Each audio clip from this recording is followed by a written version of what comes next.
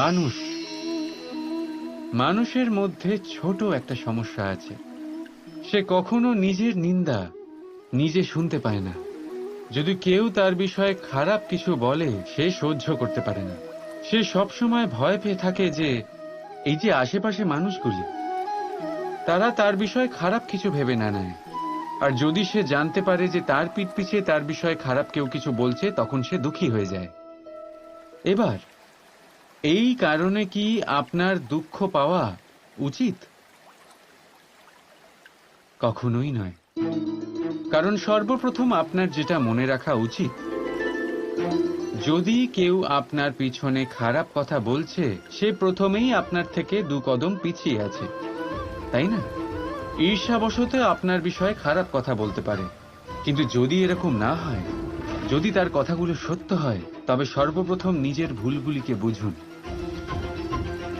সেই সত্যকে বুঝুন, ঝেড়ে ফেলে দিন নিজের দোষগুলিকে।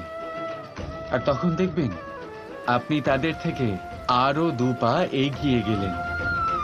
কারণ এই জীবনের রথ সামনের দিকে তাকিয়ে এগোয়, পেছনের দিকে তাকিয়ে নয়। তাই পেছন ফিরে দেখা ছেড়ে দিন। যেটা বর্তমান সেটাই দেখুন, সেটা নিয়েই বাঁচুন। যেটা ভবিষ্যৎ, যেটা আপনার লক্ষ্য, সেটার দিকে এগোন। আর আমার সাথে ভালোবেসে বলুন, রাধা রাধা। এই বৃক্ষ দেখছেন আপনি? কত সবুজে ভরা, কত সুন্দর। এটার শীতল ছায়াতে সুখ পাওয়া যায়। এটার ডালে বসে পাখির আওয়াজ শুনলে সমস্ত ক্লান্তি দূর হয়ে যায়। কিন্তু এই বৃক্ষ কি শুরু থেকেই এরকমই ছিল? এটা কি সবসময় এরকমই ছিল? না।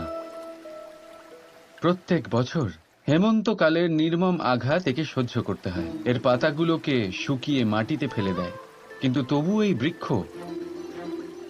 অটল দাঁড়িয়ে থাকে। আর তারপর যখন বসন্তকাল উপস্থিত হয়, একে নতুন জীবন দান করে যায়। এটার মধ্যে পুনরায় ছোট ছোট ফুলের কুঁড়ি দেখা যায়। এই বৃক্ষ হেমন্তের মুখোমুখি হয়েছিল, তাই আজ সবুজে ভরা। এটা পুরনো পাতার জন্য শোক পালন না করে পরিবর্তন স্বীকার করেছিল, তাই আজ আমাদের সাথে এই সুখ ভাগ করতে পেরেছে। তাই মনে রাখবেন একটা অত্যন্ত জরুরি কথা, পরিবর্তন আর কষ্ট এটাই সংসারের সবথেকে মহান সত্য। যারা এটা স্বীকার করে নিয়েছেন, ধরে নিন তারা ধন্য হয়ে গেছেন। রাধা রাধা। আসুন আপনাদের স্বাগত জানাই। আমাদের আশেপাশে এরকম অনেক মানুষ থাকেন যারা খুব ভালোভাবে কথা বলতে পারেন, যারা নিজের মিষ্টি কথায় সবাইকে আকর্ষিত করেন, আর সেই জন্যই তিনি আকর্ষণের কেন্দ্র হয়ে যান। আর আমাদের আশেপাশে এমনও কিছু মানুষ থাকেন যাদের কথা আমাদের আঘাত করে, যাদের নজর আমরা চিরকাল এড়িয়ে চলতে পছন্দ করি, তাই না? শব্দ, এই শব্দ অত্যন্ত শক্তিশালী হয়। যদি এই শব্দ নবজীবন দান করতে পারে, তবে এই শব্দ প্রাণও হরণ করে নিতে পারে। যেমন একটা শব্দ মন্ত্র হয়ে জীবনে আশা আনে, তেমনি অন্য কোনো কুশব্দ আমাদের দুঃখ দেয়, আমাদের মনে ক্রোধ জাগ্রত করে। কেন? কারণ আমাদের কথা অমূল্য, আমাদের শব্দ ব্রহ্মা। তাই অত্যন্ত ভেবেচিন্তে মনের দাড়িপাল্লায় মেপে নিজের শব্দ প্রয়োগ করবেন, কারণ এই শব্দ দিয়েই শুরু আর এই শব্দ দিয়েই শেষ। রাধা রাধা। মানুষের মধ্যে একটা বিশেষত্ব আছে, আর তা হলো সে সর্বদাই ভাবে যে সে সবার মধ্যে শ্রেষ্ঠ। সর্বদা সর্বশ্রেষ্ঠ কাজ করতে চায় সে, সর্বশ্রেষ্ঠ পরিণাম পেতে চায় সে। সে সর্বদাই চায় যে সব জায়গায় সে যশ পাক। কিন্তু যখন প্রশ্ন ওঠে প্রেমের, তখন প্রেম মানুষের থেকে অনেক উচ্চ স্থানে বিরাজ করে। প্রেমে যে মানুষকে আপনি ভালোবাসেন, সেই মানুষের প্রসন্নতা আপনি সর্বশ্রেষ্ঠর থেকেও শ্রেষ্ঠ মনে করেন। সেই ব্যক্তির কাছে হেরে গেলে মনে তিক্ততা নয়, ঠোঁটের কোণে হাসি আসে। যাকে আপনি ভালোবাসেন তাকে হারিয়ে যদি আপনি জেতেন, তবে সেটা জিত নয়, এটা সবচেয়ে বড় হার। তাই সিদ্ধান্ত আপনার। আপনি কি চান? আপনি কি চান প্রেমের জয় হোক, নাকি আপনি চান আপনার জয় হোক? রাধা রাধা। প্রেম। দাদা আমাকে সর্বদাই জিজ্ঞেস করেন যে কানাই, এই প্রেম আসলে ঠিক কি? মানলাম যে এটা সমর্পণ, মানলাম এটা একে অপরের মধ্যে হারিয়ে যাওয়া, কিন্তু এর অনুভূতি কিরকম, এর অনুভব কিরকম? দেখুন, প্রেম কি তা সম্পূর্ণরূপে বোঝানো কানাইয়ের সাধ্য তো অবশ্যই নয়, কারণ এই প্রেম এতটাই মহান। কিন্তু প্রেমের বিশুদ্ধ অনুভূতির বিষয়ে আমি বলতে পারি নিজের অনুভূতি থেকে। দেখুন, প্রেম হলো সেই রং যা জীবনে মধু ভরে দেয়। প্রেম সেই ভাবনা যা মুহূর্তের মধ্যে মুখে হাসি এনে দেয়। প্রেম সেই ফুল যা মনের বাগান ভরিয়ে রাখে। প্রেম সেই চিন্তা যা মুহূর্তের মধ্যে আপনাকে সংসারের সবচেয়ে সম্পন্ন ব্যক্তি করতে পারে। এই প্রেম হলো তাই যা তপ্ত মরুভূমিতে আপনাকে জীবিত রাখতে পারে। এই প্রেম তাই যা আপনার আত্মাকে তৃপ্ত করে। এই প্রেম হলো তাই যা আপনার মুখে হাসি এনে দেয়, যেমন এখন এই মুহূর্তে রাধা আমার মুখে নিয়ে এসেছে। অদ্ভুত এই প্রেম। তাই আসুন আর ভালোবেসে বলুন, রাধা রাধা। প্রদীপ। এই প্রদীপকে জ্বালানোর জন্য কিসের প্রয়োজন হয়? সলতে, ঘি, আগুন, ব্যাস? না, আসলে বাস্তব রূপে সত্যি এটাই যে এটা জ্বালানোর জন্য বায়ুর প্রয়োজন হয়। বায়ু জানা শুধুমাত্র আমাদের প্রাণদান করে, বরং এই আগুন জ্বালাতেও আমাদের সাহায্য করে। এবারে দেখুন,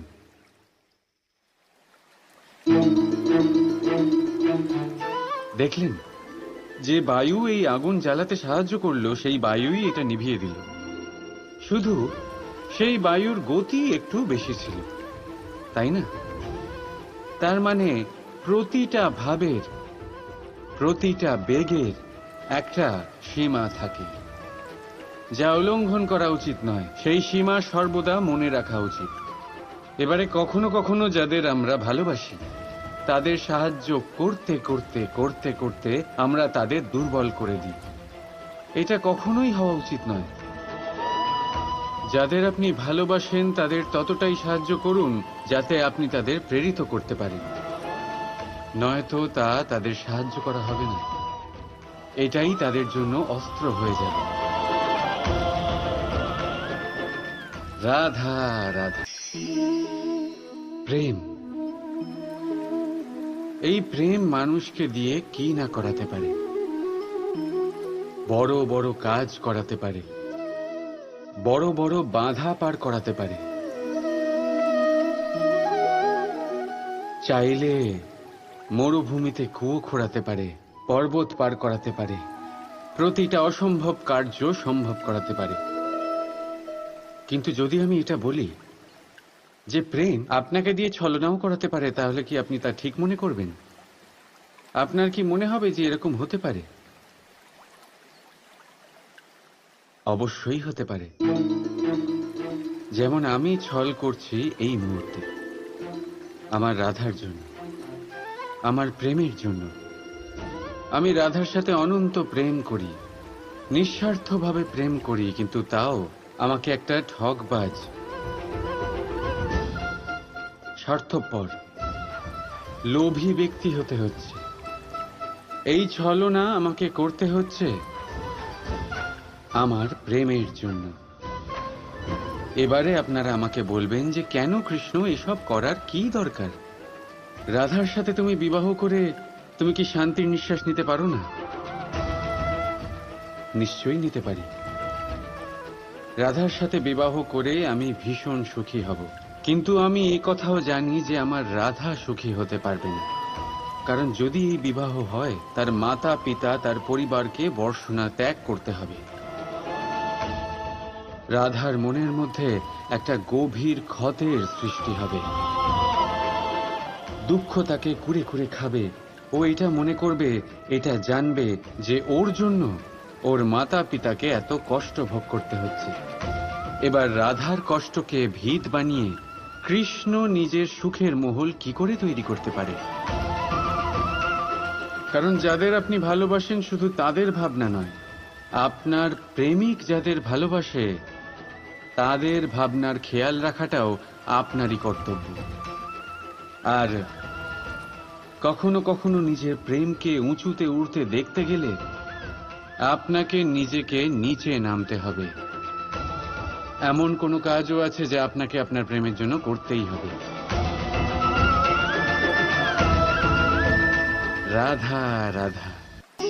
লোকে বলে সংগঠনের মধ্যে অনেক শক্তি থাকে, আর এটা সত্যি কথা। এবারে দেখুন না, একটা আঙুল আর একটা মুঠোর মধ্যে কতটা তফাৎ সেটা আমরা সবাই জানি। কিন্তু একটা আঙুল আপনাকে উচিত পথ দেখাতে পারবে, কিন্তু মুঠো পথ অবরোধ করতে পারে।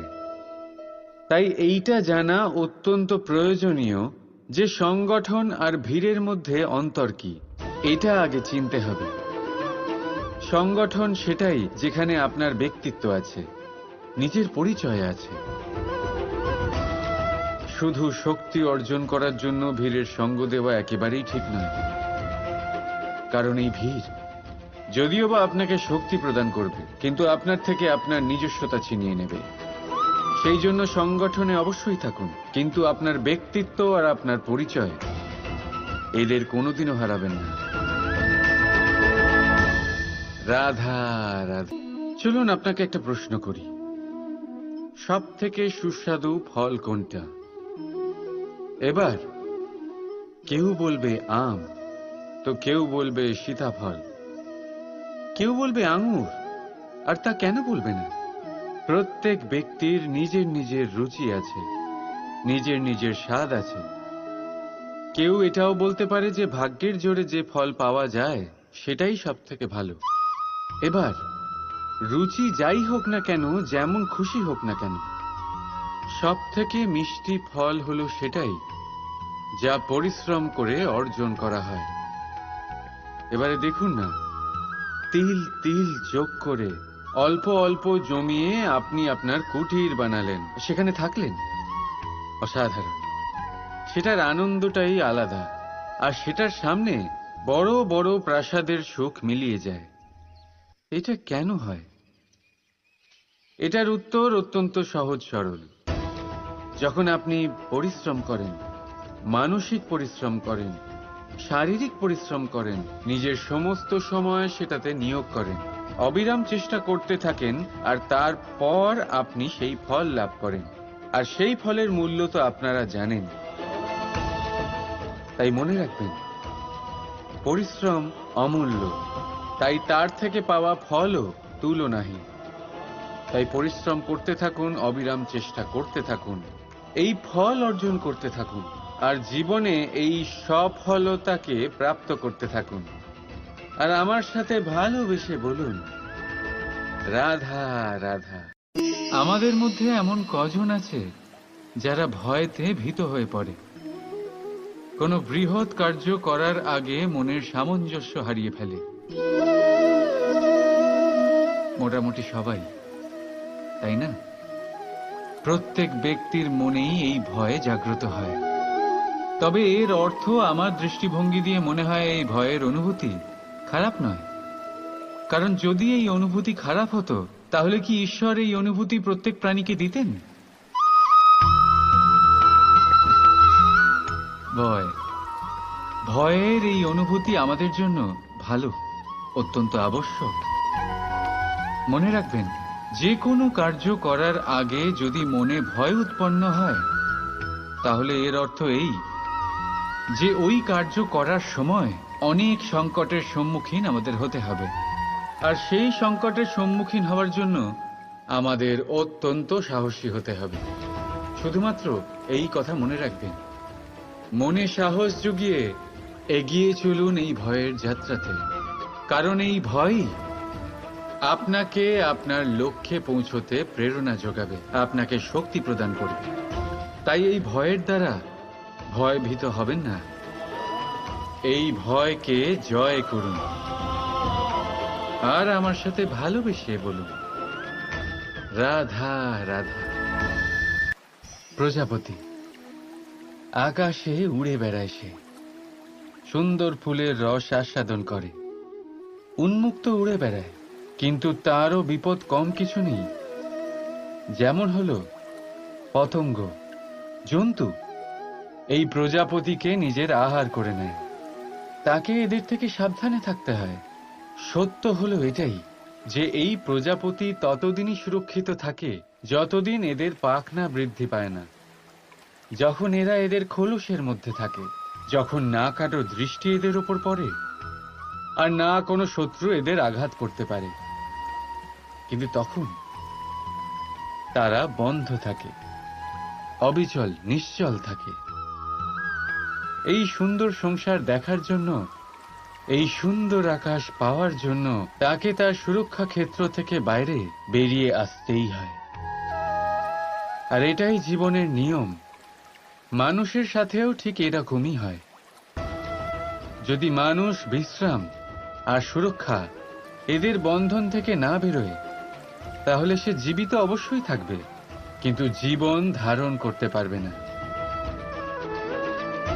কারণ যদি জীবনে বড় কিছু করতে হয়, বড় কোনো কিছু পেতে হয়, সাফল্যের শিখর অবধি পৌঁছতে হয়, তাহলে সর্বপ্রথম আপনাকে নিজের সুরক্ষা ক্ষেত্র থেকে বেরিয়ে আসতেই হবে, এই আরামকে ত্যাগ করতেই হবে।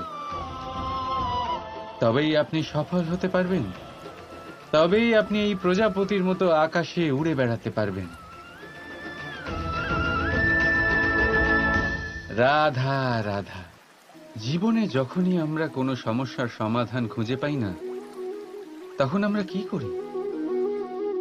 আমরা ঈশ্বরের কাছে শরণাপন্ন হই, সাহায্যের জন্য প্রার্থনা করি, পথ জানতে চাই, তাই না?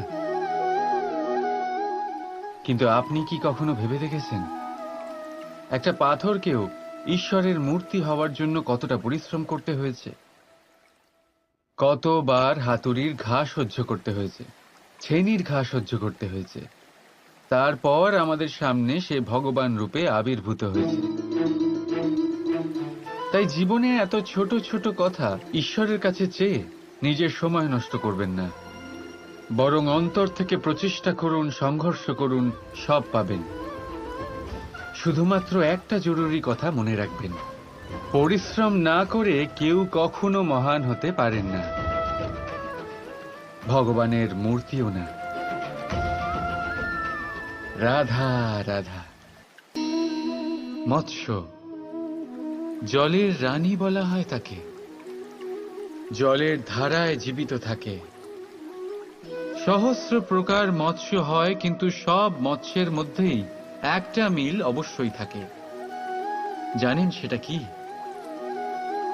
সেটা হলো যে মৃত মৎস্য স্রোতের সাথে বয়ে যায়, আর জীবিত মৎস্য ওই স্রোতের বিরুদ্ধে সাঁতার কাটতে সক্ষম হয়। তাহলে প্রেরণা নিন ওই মৎস্যের থেকে, যে নানান প্রতিকূলতার বিরুদ্ধে যাবার সাহস রাখে, যে স্রোতের বিরুদ্ধে যাবার অনর্গল চেষ্টা করতে থাকে। আপনিও শুনুন আপনার হৃদয়ের ধ্বনি, শুনুন আপনার মনের কথা, আর আপনার জীবনরূপী স্রোতকে বাধা নয়, লক্ষ্য বানিয়ে সামনে এগিয়ে চলুন। রাধা রাধা। পরিকল্পনা অত্যন্ত গুরুত্বপূর্ণ, এটা আমাদের জীবনে অত্যন্ত আবশ্যক, এটা আমাদের জীবনে। কিন্তু এই পরিকল্পনা ঠিক কতটা হওয়া উচিত, অর্থাৎ এই পরিকল্পনার সম্পর্কে কতটা চিন্তা করা উচিত, কতটা ভবিষ্যতের বিষয়ে চিন্তা করা উচিত। এবার দূরদর্শিতা অত্যন্ত বিশিষ্ট গুণ মানব জীবনে, কিন্তু দূরদর্শিতায় এতটাও মগ্ন হওয়া উচিত নয় যে কাছের জিনিসগুলোই নজরে না পড়ে। আজকের কথা বাদ দিয়ে শুধুই ভবিষ্যৎ নিয়ে চিন্তা করা অনুচিত। এবার দেখুন, পরিকল্পনা করুন, কিন্তু তার থেকে বেশি উপভোগ করুন। এই মুহূর্ত সম্পর্কে অবগত নয়, কিন্তু ভবিষ্যতের কথা আমরা চিন্তা করতে থাকি। আমি এটা অনুভব করতে চাই, ওইটা অনুভব করতে চাই, ওই আনন্দ প্রাপ্ত করতে চাই। এটা অনুচিত। পরিকল্পনা করুন, সংযত করুন, কিন্তু আজকে, বর্তমানকে, এই মুহূর্তকে, জীবনের বাস্তবিক আনন্দ এটা, আর জীবনযাপনের সবথেকে শ্রেষ্ঠ পথও এটা। আসুন আমার সাথে ভালোবেসে বলুন, রাধা রাধা। কখনো কখনো মনে এই ভাবনা আসতেই পারে যে ঈশ্বর আজ পর্যন্ত এত রূপে অবতীর্ণ হয়েছেন, এতবার এই পৃথিবীতে এসেছেন, তারপরেও এই সংসারে কোথাও না কোথাও এই পাপ বসবাস করে। এটার কারণ কি? এটার কারণ আমরা স্বয়ংই। যখন কোনো ব্যক্তি এই পৃথিবীর পথপ্রদর্শন করে, এই সংসারকে উচিত দিশা দেখায়, এই সংসারের মঙ্গল করে, আমরা সেই ব্যক্তিকে মানুষ থেকে ঈশ্বর বানিয়ে ফেলি। সেই ব্যক্তির পতন স্বয়ং আমাদের হাতেই হয়ে যায়, কারণ সেই ব্যক্তি তার শ্বাস প্রশ্বাসের জন্য হয় না। সেই ব্যক্তি হলো সেই ভাবনা যা সে এই সংসারকে প্রদান করেছে। আমরা সেই ব্যক্তির ভাবনাটারই অন্ত করে দিই। এটা উচিত নয়। আমরা ওনাকে প্রভু মেনে নিই। প্রভু মানার পর আমরা ওনার কাছে প্রার্থনা করি, হে প্রভু আমাদের সাহায্য করুন। যদি উনি প্রভুও হন, তাও উনি পৃথিবীতে এসেছেন মনুষ্য রূপে। যা কর্ম করেছেন, যা শক্তি প্রাপ্ত করেছেন, এই দেহ থেকেই প্রাপ্ত করেছেন। আপনাদের এটা বোঝানোর জন্য যে এই কাজ আপনিও করতে পারেন। যারা সৎ আত্মা থাকেন, তাদের জন্য সর্বশ্রেষ্ঠ শ্রদ্ধাঞ্জলি হলো এটাই যে আপনি তাদের পদচিহ্ন অনুসরণ করে চলুন। না ওনাদের স্মরণে থাকুন, না পুষ্পের মালা ওনাদের চরণে রাখুন, বরং তাদের ভাবনাকে অনুসরণ করে সেই ভাবনা নিয়ে এগিয়ে চলুন। এটা না শুধু আপনার জন্য, বরং সমগ্র সংসারের জন্য লাভদায়ক। তাহলে এটাই করুন, আর আমার সাথে ভালোবেসে বলুন, রাধা রাধা।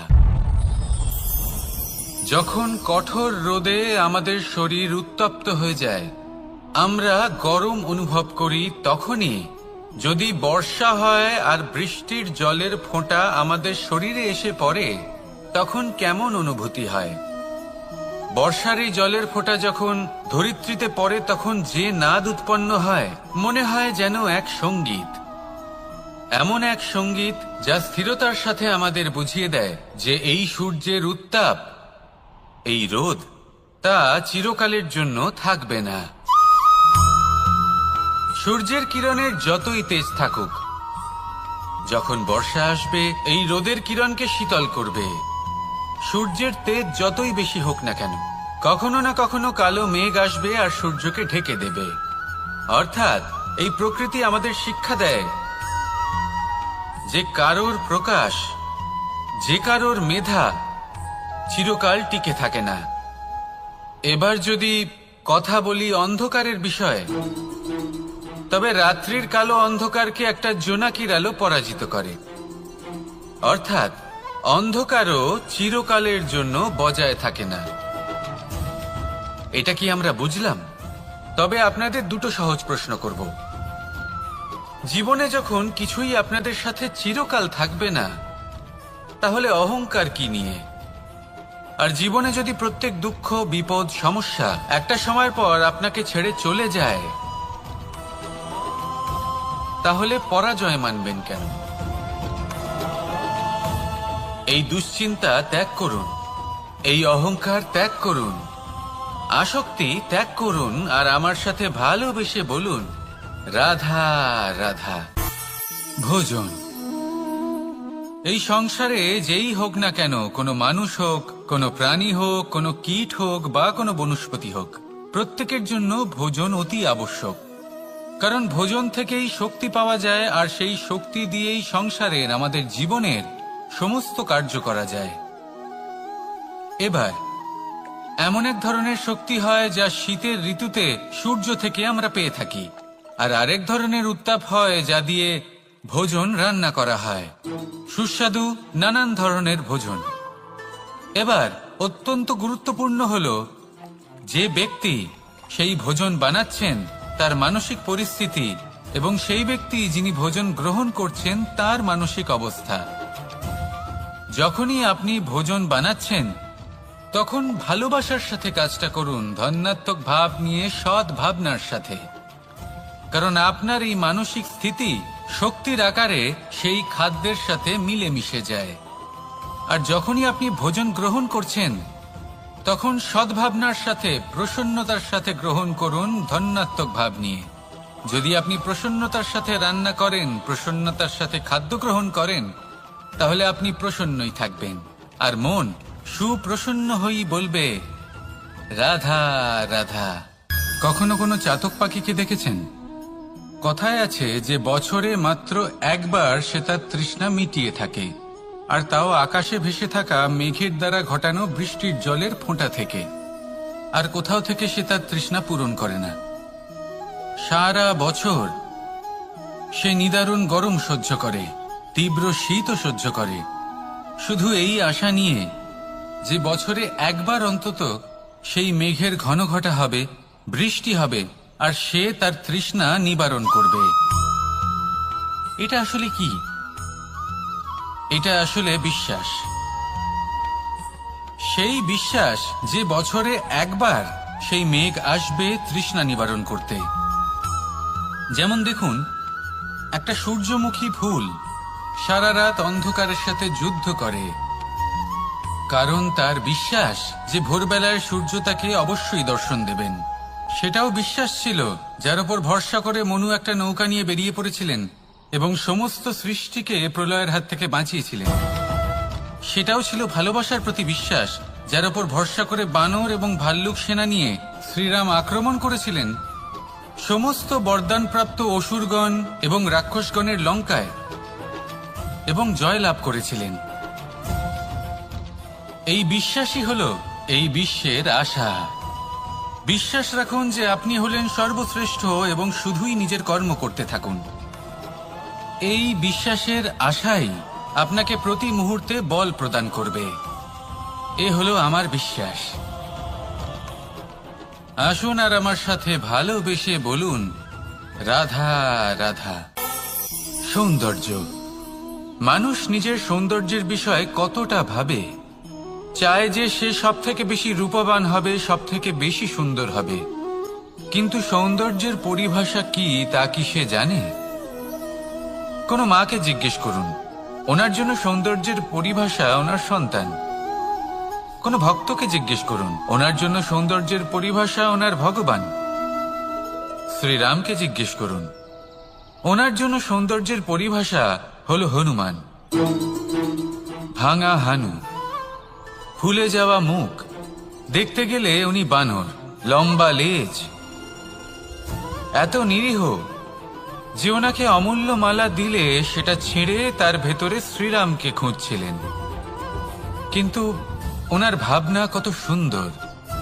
উনি এটা বিশ্বাস করেন যে সংসারের যতই মূল্যবান জিনিস দিয়ে এই মালা তৈরি করা হোক না কেন, যদি এর মধ্যে শ্রীরাম না থাকেন তাহলে এর মধ্যে কোনো অর্থ নেই। সৌন্দর্য রূপে নয়, ভাবনায় নিহিত থাকে। যদি আপনি সৌন্দর্য প্রাপ্ত করতে চান তাহলে তা কর্মে নিয়ে আসুন, ভাবনায় এবং বিচারে নিয়ে আসুন। এই সৌন্দর্য আপনার সাথেই থাকবে। যদি আপনি সৌন্দর্যকে রূপের মধ্যে খোঁজেন তাহলে কিছুক্ষণের জন্য পাবেন, সেই সৌন্দর্য সময়ের সাথে হারিয়ে যাবে। সৌন্দর্য যদি পেতে চান, খুঁজতেই চান, তাহলে হৃদয় খুঁজুন, কর্মে খুঁজুন। মন প্রসন্ন হয়ে বলবে রাধা রাধা।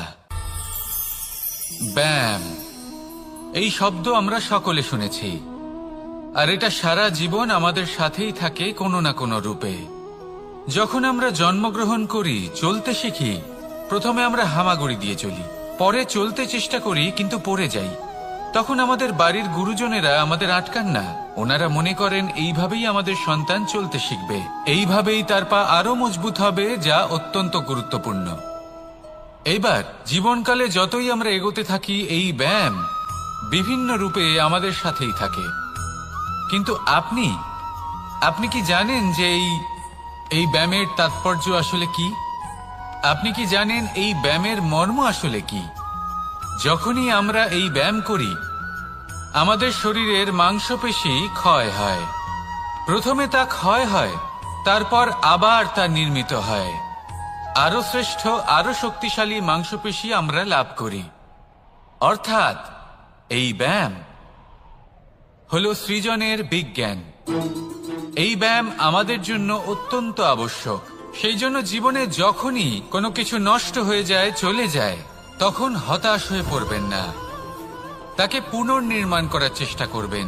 আর এই শিক্ষা আমরা লাভ করি পাখিদের থেকে।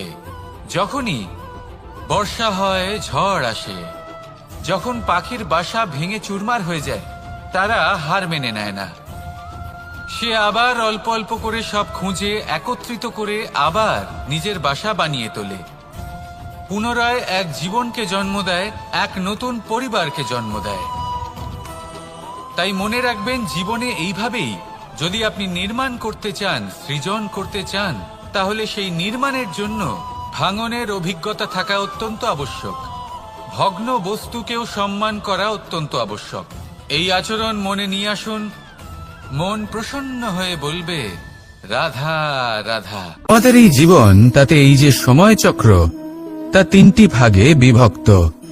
এক হলো অতীতকাল, ফেলে আসা অতীত, তারপরে আসে বর্তমান, এখনকার এই মুহূর্ত, আর তারপর আসে আগামীকাল অর্থাৎ ভবিষ্যৎ। এবার এখানে সবথেকে গুরুত্বপূর্ণ হলো অতীতকাল, ভবিষ্যৎকাল, ফেলে আসা অতীত এবং আগামী সময়। কেন? কারণ এই দুইয়ের উপর নির্ভর করছে যে আপনি বর্তমানে কি করতে চলেছেন। শুধু প্রয়োজন হলো সঠিক দৃষ্টিভঙ্গির। অতীতকালকে যদি আপনি একটি দৃষ্টিভঙ্গি থেকে দেখেন, তাহলে অতীতকালে আপনি দুঃখও দেখতে পাবেন, যন্ত্রণাও দেখতে পাবেন। অন্য কোনো দৃষ্টিভঙ্গি থেকে দেখলে আপনি অতীতকাল থেকে শিক্ষাও লাভ করবেন। এবার এই শিক্ষা অনুসারেই বর্তমানে কর্ম করা উচিত। এবং যদি ভবিষ্যতের কথা বলি, তাহলে বলবো ভবিষ্যতের কথা ভেবে আপনি আজ অবশ্যই চিন্তিত হতে পারেন। অন্য একটি দৃষ্টিভঙ্গি থেকে দেখলে এই ভবিষ্যতেই আপনি একটি লক্ষ্য, একটি উদ্দেশ্য দেখতে পাবেন, যে আপনি কি করতে চান, কি লাভ করতে চান। এবার সেই অনুসারে বর্তমানে কর্ম করা উচিত, ভবিষ্যৎ এবং অতীতকাল অনুসারে। এভাবেই যদি জীবনে কর্ম করতে থাকেন, আপনার এই বর্তমানের দিনগুলো আপনি একটু নতুনভাবে বাঁচতে পারবেন।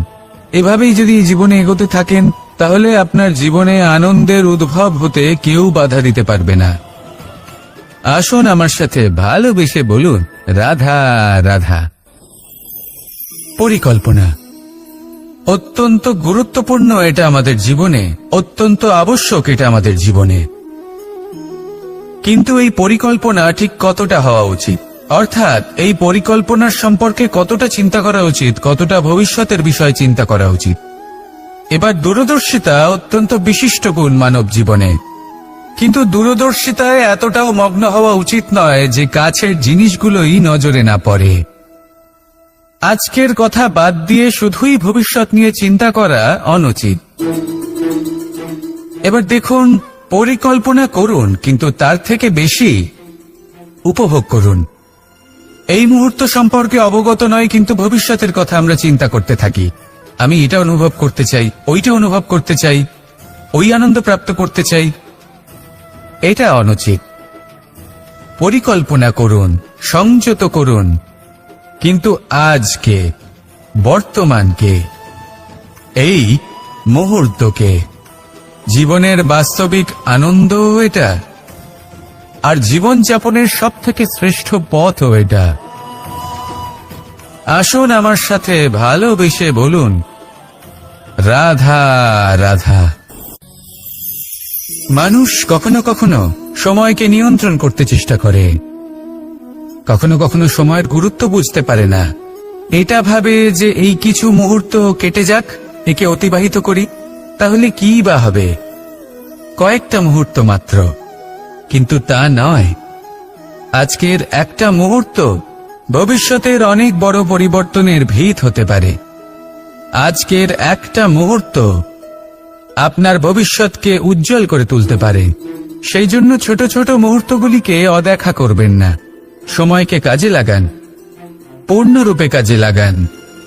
এবার যদি আপনি কাউকে সাহায্য করতে চান আর সেই কারণেই যদি থেমে থাকেন, তাহলে ঠিক আছে, কারণ আপনি কাউকে সাহায্য করে তার জীবনকে আরো ভালো করে তুলতে চাইছেন, আরো শ্রেষ্ঠ করতে চাইছেন। এই পুণ্য, এই কর্ম ফিরে আপনার কাছেই আসবে আর আপনার জীবনকে শুভ করে তুলবে। কিন্তু যদি আপনি আলস্যের কারণে থেমে থাকেন এবং কিছুই না করেন, সময় নষ্ট করেন, তাহলে কিন্তু একটাই ঘটনা ঘটবে, আপনার ভবিষ্যৎ বিপদগ্রস্ত হয়ে পড়বে, আর কিছুই নয়। সেই জন্য এটা বোঝা প্রয়োজন যে কখন থামতে হবে এবং কেন থামতে হবে। যদি আপনার থামার কারণ এবং সময় অনুচিত হয়ে থাকে, তাহলে আপনার ভবিষ্যৎ কখনোই উচিত হতে পারে না। সেই জন্য সময়কে সম্মান করুন আর পূর্ণ ব্যবহার করতে শিখুন। আর আমার সাথে ভালোবেসে বলুন, রাধা রাধা। বিপদ আপদ আপনাকে সন্ত্রস্ত করে রাখতে পারে, কিন্তু এই বিপদ প্রত্যেকের জীবনে কোনো না কোনো কারণে থাকে। এটা আপনাকে দেখায় যে আপনার মধ্যে কি খামতি রয়েছে, কেন রয়েছে। এই বিপদ হলো সেই মাধ্যম যার দ্বারা আপনি নিজের দুর্বলতাকে নিজের শক্তিতে পরিবর্তন করতে পারেন। একটা ফুলের দিকে তাকান। একটা ফুল, তার বুকে যখন একটা সূচ বিঁধে এপার ওপার হয়ে যায়, শুধু তখনই আমাদের প্রভুর জন্য ফুলের মালা তৈরি করা যায়। সেই জন্য কখনোই বিপদকে ভয় পাবেন না, তার থেকে দূরে পালাবেন না, একে স্বাগত জানান। বোঝার চেষ্টা করুন এই বিপদ কেন আছে। যদি বিপদকে বুঝতে পারেন তবেই জীবনকে বুঝতে পারবেন। যদি জীবনকে বুঝতে পারেন তবেই এই বিপদকে সম্পদে পরিণত করতে পারবেন। আসুন আর আমার সাথে ভালোবেসে বলুন, রাধা রাধা। জীবনে সবথেকে বেশি গুরুত্বপূর্ণ বস্তু কি? বাড়ি, বাহন, সোনা, ধন। যদি আমি সত্যি বলি, তাহলে জীবনের সবথেকে বেশি গুরুত্বপূর্ণ বস্তু কোনো বস্তুই নয়। যদি কিছু গুরুত্বপূর্ণ থাকে, তাহলে তা হলো অনুভূতি, করুণা, মিত্রতা, মাতৃত্ব, বাৎসল্য, আর সবথেকে বেশি গুরুত্বপূর্ণ ভালোবাসা। নিজেদের এই জীবনে যদি আপনি শুধুমাত্র বস্তুর খেলাতে মেতে থাকেন, তাহলে জীবনে আনন্দ কখনোই থাকবে না। নিজের এই জীবনকে অনুভূতির পীঠস্থান বানিয়ে তুলুন। এই মন প্রসন্ন হয়ে বলবে, রাধা রাধা। সাগরের ঢেউ সমুদ্র তটে ধাক্কা খেয়ে, পাথরের সাথে ধাক্কা খেয়ে তার আকার বদলে দিতে পারে। বিভিন্ন আকারের পাথরে এদের ঘষে ঘষে গোলাকার বানিয়ে দিতে পারে, কিন্তু এই সাগরের ঢেউ এদের নিজেদের আকার কখনো বদলায় না। কিন্তু এমন কেন? কারণ এরা বিচ্ছিন্ন হয়েও আবার একত্রিত হতে জানে। অর্থাৎ যখন এরা বিচ্ছিন্ন হয় তখন মতভেদ অবশ্যই, কিন্তু আবার একত্রিত হওয়া হলো এদের একতার প্রতীক। দেখুন, ঝগড়াঝাঁটি, তর্ক বিতর্ক, মতভেদ এগুলো জীবনের অভিন্ন অঙ্গ, কিন্তু এদের কখনো মনে প্রবেশ করতে দেবেন না। যদি মনে প্রবেশ করেও ফেলে, তাদের মনে ঘর করতে দেবেন না, এদের বের করে ফেলুন। এই ঝগড়াঝাঁটি, তর্ক বিতর্ক, মতভেদ এদের সারা জীবন সাথে নিয়ে চলবেন না। যদি একসাথে নিয়ে চলতে চান, তাহলে সকলকে একসাথে নিয়ে চলুন, ঢেউয়ের মতো। একতায় বিশ্বাস রাখুন। একসাথে মিলে যদি এগোতে থাকেন, তাহলে অনেক দূর পৌঁছবেন। নয়তো শুধু দূরের কথা ভেবেই যাবেন। কি চান সেই সিদ্ধান্ত আপনারই। আসুন আর আমার সাথে ভালোবেসে বলুন, রাধা রাধা। এই সাগর হলো বিশাল। কথায় আছে যে জীবনের উৎপত্তি সাগর থেকেই হয়েছে। কথাটা ঠিকও। এই সাগরই আমাদের ভিন্ন ভিন্ন ধরনের বনস্পতি প্রদান করেন, মণি এবং মুক্ত প্রদান করেন। আমরা কতটা তুচ্ছ সেই বিষয়ে আমাদের উপলব্ধি ঘটান, আমাদের প্রেরণা প্রদান করেন, যাতে আমরাও সাগরের মতো বিশাল হয়ে উঠতে পারি।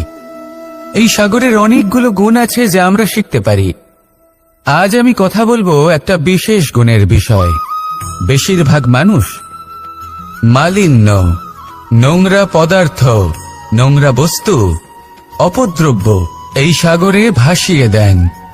কিন্তু সাগর এই পদার্থ নিজের মধ্যে একত্রিত করে রাখেন না, এই সব নিজের ভেতর থেকে বাইরে বের করে দেন।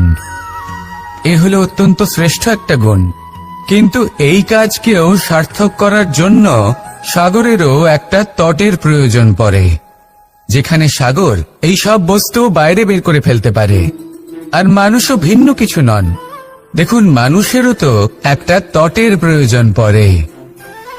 এই তট, তিনি হয়তো আমাদের গুরু হতে পারেন, আমাদের মা বাবা হতে পারেন, ভাই বা মিত্র হতে পারেন, বা হয়তো সেই সমস্যাগুলি যার থেকে আমরা দূরে পালিয়ে যাচ্ছি।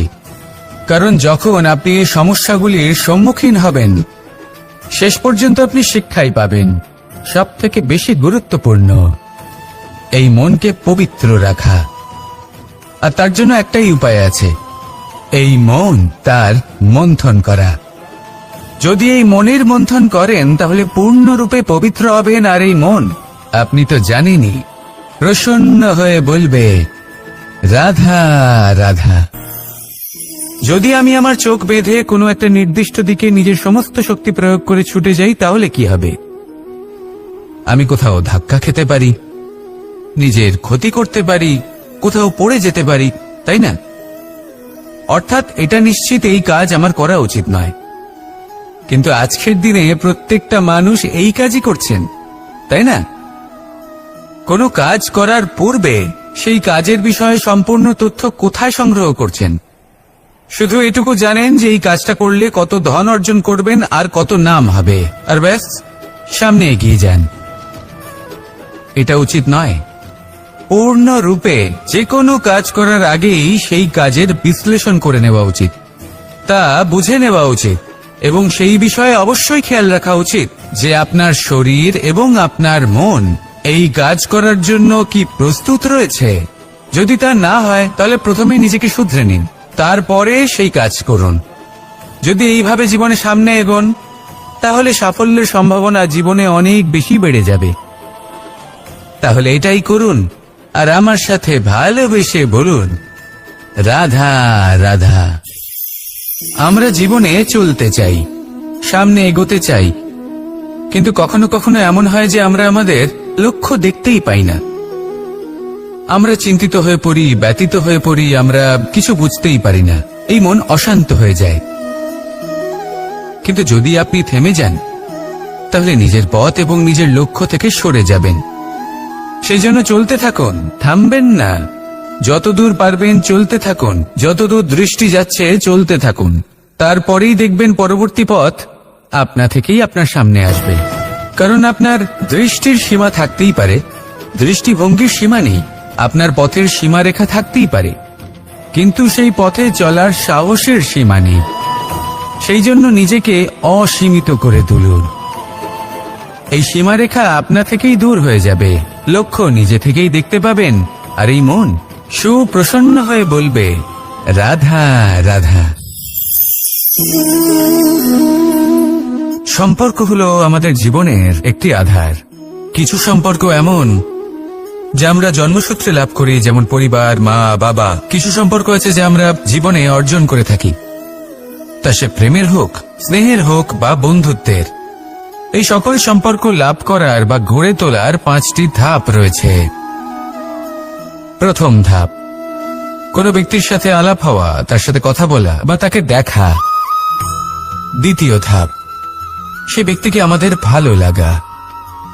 তৃতীয় ধাপ, আমাদের এটা চাইতে শুরু করা যে জীবনে এই ব্যক্তি যেন আমাদের বন্ধু হন, আমাদের জীবনে থাকেন, বা আমাদের কাউকে ভালোবেসে ফেলা আর এটা আমাদের ভাবা বা চাওয়া যে সেই ব্যক্তি যেন আজীবন আমার সাথে থাকেন, আমার জীবনে আমার সাথী হয়ে। চতুর্থ ধাপ, লাভ করা। এবার এই ধাপটি অনেক মানুষের পক্ষেই খুবই সরল হয়, বড়ই সরলভাবে নিজেদের সঙ্গীকে লাভ করে থাকেন। কিছু মানুষের জন্য এই ধাপ অত্যন্ত কঠিন হয়ে থাকে। অনেক প্রতিকূল পরিস্থিতির ওপর জয়লাভ করে তারা সঙ্গীকে লাভ করেন, কিন্তু লাভ অবশ্যই করেন। এরপরে আসে পঞ্চম, অন্তিম এবং সবথেকে গুরুত্বপূর্ণ ধাপ। সেটা হলো সেই সম্পর্ক পালন করা।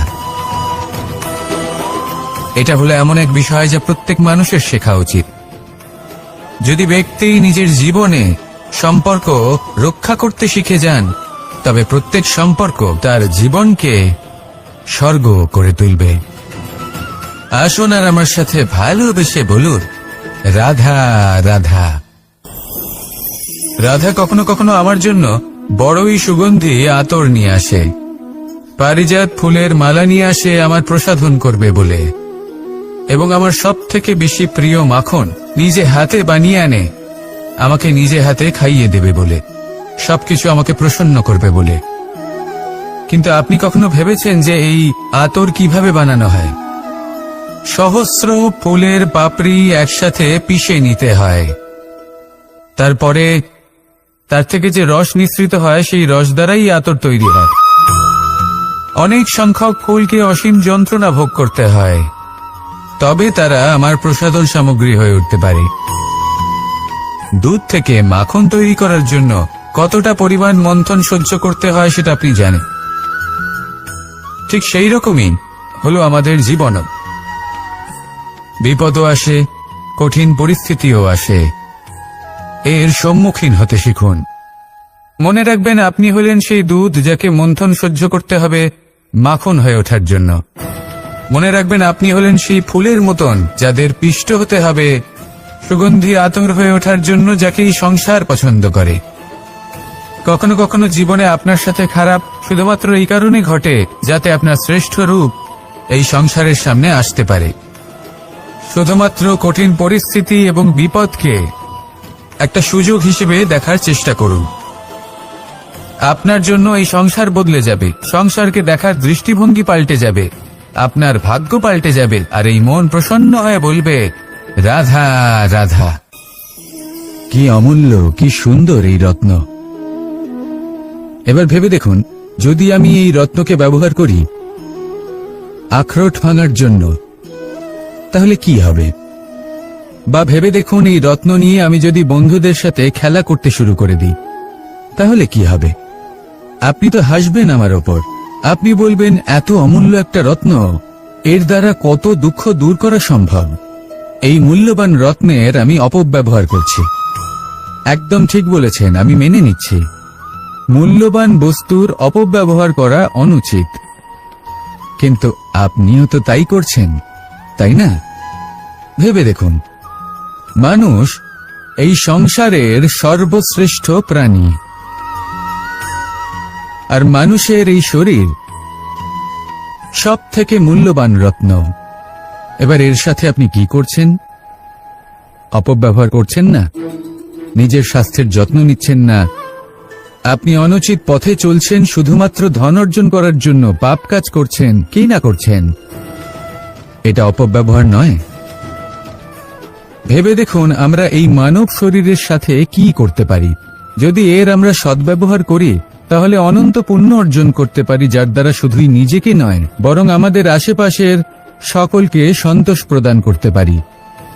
তাই সংকল্প নিন, এটাই যে মানব শরীরের আমি সদ্ব্যবহার করব, পুণ্যের পথে চলব, সকলের মঙ্গলের জন্য, সকলের প্রসন্নতার জন্য। এই কর্ম করুন, এই পথে চলতে থাকুন। এই মন সন্তোষ বোধের সাথে বলবে, রাধা রাধা। এই সংসারের সব থেকে বড় শক্তি আসলে কি? দৈহিক শক্তি, ভৌতিক শক্তি, রাজনৈতিক শক্তি, স্বর্ণের শক্তি, বিদ্যার শক্তি নাকি মায়ার শক্তি, ভক্তির শক্তি নাকি নিরাশক্তির শক্তি? এই সংসারের সব থেকে বড় শক্তি হল হাসি মুখের। যদি আপনি এবং আমি এমন কোন সময় হাসতে পারি যেখানে মুখে হাসি আসা প্রায় অসম্ভব, তাহলে বিশ্বাস করুন এই সংসারে কেউ আপনাকে ভাঙতে পারবে না। এটা কিছুটা সেই রেশমের কীটের মতো, যে চারিদিক থেকে নিজেকে ঢেকে রাখে একটা খোলসের মধ্যে থাকে, কিন্তু জীবিত থাকে। এই হাসি মুখ এটা শুধুমাত্র একটা আবেগ নয়, এটা সংসারের যে কোনো অভাব দূর করে। অভাব আশার, অভাব বিশ্বাসের। এই হাসি আপনার অন্তরে আশার আলো জাগ্রত করে আর এই সংসারের হতাশা দূর করে দেয়। তাই কঠিন থেকে কঠিনতর পরিস্থিতিতেও মুখে হাসি বজায় রাখুন। এই শক্তি আপনার থেকে কেউ কাটতে পারবে না। আর যদি আপনার কাছে এই শক্তি থাকে, তাহলে অন্য কোনো শক্তি আপনাকে বাধা দিতে পারবে না। তাহলে হাসুন আর আমার সাথে ভালোবেসে বলুন, রাধা রাধা। ভীষ্ম একটা মহান নাম, দেবী গঙ্গার সুপুত্র। স্বয়ং বৃহস্পতি এবং পরশুরাম ছিলেন ওনার শিক্ষাগুরু। অত্যন্ত মহান যোদ্ধা ছিলেন, কিন্তু এই মহান যোদ্ধা ইনি ইতিহাসে আজ পর্যন্ত সেই সম্মান পেলেন না যার উনি যোগ্য ছিলেন। কারণ নির্বাচন। রাজ সিংহাসনের সেবা করার প্রতিজ্ঞা নিয়েছিলেন উনি। এবার রাজ সিংহাসনে যেই বসুক না কেন তার সেবা করা, তার প্রত্যেক আদেশ পালন করা, এটাই ছিল ওনার প্রতিজ্ঞা। তা সেই ব্যক্তি উচিত হোক বা অনুচিত, সে উচিত পথে চলুক বা অনুচিত পথে চলুক, সুপাত্র হোক বা কুপাত্র, উনি তার সেবা করতে থাকলেন, তার প্রত্যেক আদেশ পালন করতে থাকলেন, নিজের প্রতিজ্ঞা পালন করতে থাকলেন।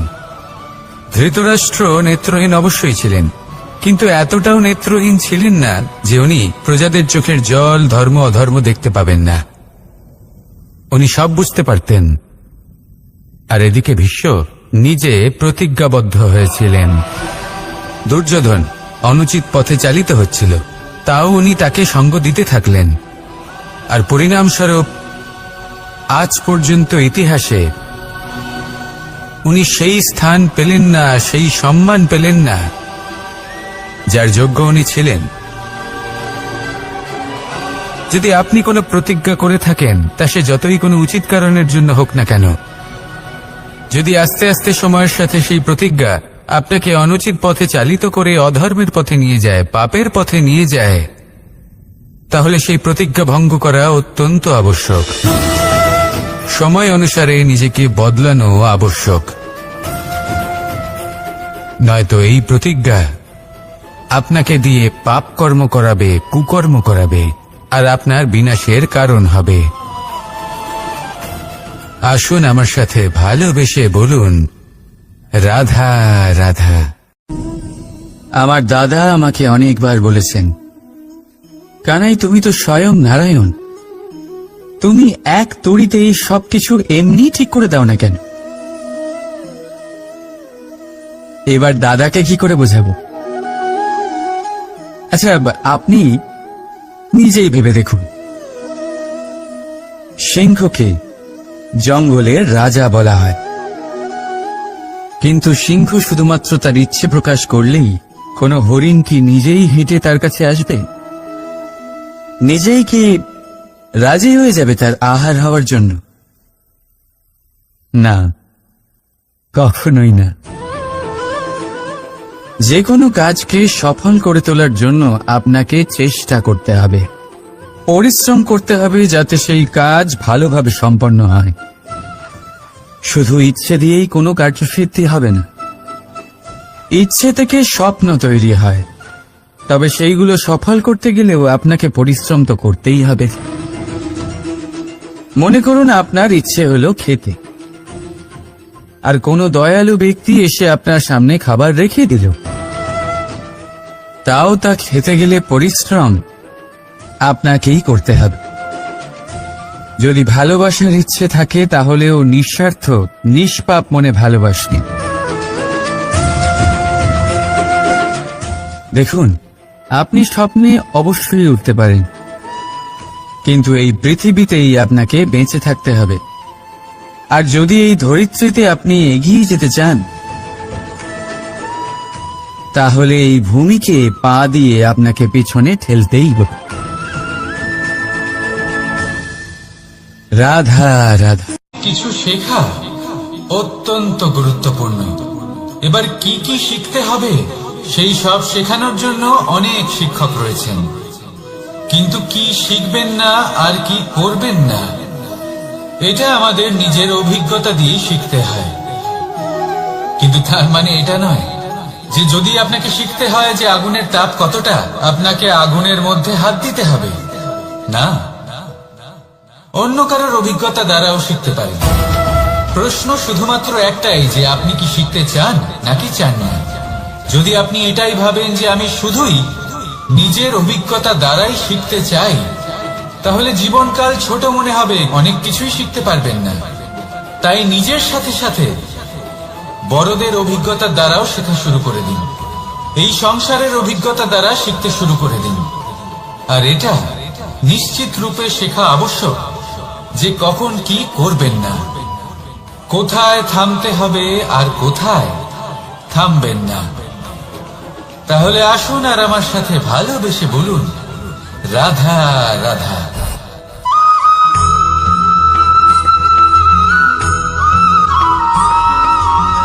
এই সংসারে সব থেকে বেশি কোমল বস্তু হলো রেশম। এই রেশম এতটাই কোমল হয় যে এর পুরো একটা থান শুধুমাত্র একটা হাতে ধরা সম্ভব। কখনো ভেবে দেখেছেন এই রেশম কিভাবে হয়? একটি কীট তার লালার দ্বারা উৎপন্ন হয়। এই কীট সেই রেশমকে পাক দিতে থাকে, পাক দিতেই থাকে আর আস্তে আস্তে তার মধ্যেই জড়িয়ে পড়ে। শেষে ওর এই সুন্দর অমূল্য সৃষ্টি রেশমের এই সুতো তার নির্মাণ কার্য পূর্ণ হয়, কিন্তু তাতেই ও নিজে বন্দী হয়ে যায়।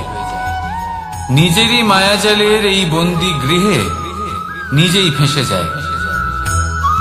এবার এই সুতোকে ব্যবহারযোগ্য করে তোলার জন্য এই কীটগুলিকে এই কবচের সাথেই ফুটন্ত জলে ফেলে দেওয়া হয়। এই সংসারে যদি আমাদের স্বপ্ন এই সংসারের দুঃখ হরণ করার জন্য, এই সংসারে সুখ বিতরণ করার জন্য হয়, তবেই আমাদের প্রগতি সম্ভব। যদি আমাদের এই স্বপ্ন শুধুই আমাদের এবং আমাদের স্বার্থ সিদ্ধির জন্য হয়, তাহলে এই স্বপ্ন আমাদের অন্ধ করে দেবে, আমাদের অন্ধকারের পথে নিয়ে যাবে, আর আমরাও সেই কীটের মতো হয়ে যাব। নিজেদেরই মায়াজালে আমরা নিজেই ফেঁসে যাব, আর শেষে আমরা যদি কিছু লাভ করি তা হবে একাকিত্ব, অন্ধকারময় মৃত্যু। তাই স্বপ্ন অবশ্যই দেখুন, কিন্তু এমন ভাবে স্বপ্ন দেখবেন না যে তার এই বন্দিগৃহে আপনি নিজেই ফেঁসে গেলেন। স্বপ্ন দেখুন পরোপকারে।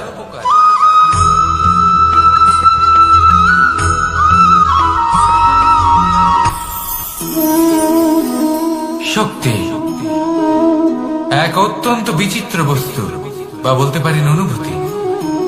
পিতা সবসময় চান যেন তিনি তার শক্তি পুত্রকে। আসুন আপনাকে সহজে বোঝাই।